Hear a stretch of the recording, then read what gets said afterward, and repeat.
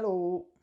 Have you ever heard of the seasoning triangle? It's one of those really handy tools to have in your tool belt that helps you understand why some food just tastes balanced.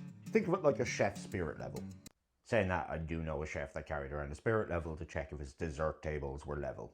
So sometimes we have spirit levels.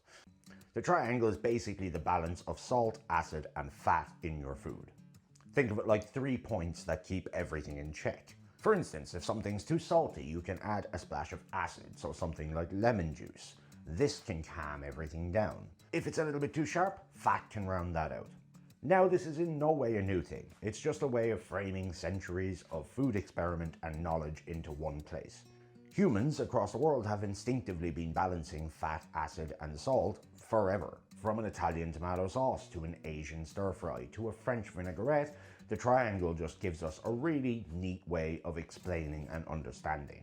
Say you're making an Italian tomato sauce and it tastes just a little bit flat. Add a pinch of salt, a splash of vinegar, a drizzle of olive oil. Each one will shift the balance just a little bit. And that in essence is the triangle in action. Samin Nosrat's book, Salt, Fat, Acid, Heat, and the Netflix series of the same name are a brilliant deep dive into just this. Here is the important part for me and the part that I never want to be misconstrued when I'm talking about the seasoning triangle. The triangle does not apply to every dish. Some foods are meant to be gentle, subtle, sweet.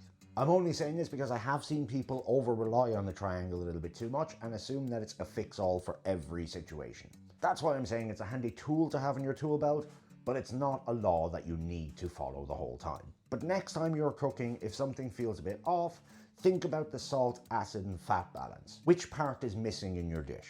Play around and you're going to start tasting that balance. But always remember that the best tool that you will always have is your taste buds. At the end of the day, they're the things you're trying to satisfy. Anyway, that's just a little chefy tip for the day. Drop me a follow if you want more tips and tricks to make cooking feel a bit easier, or just some nice recipes to cook. And I'll catch you on the next one.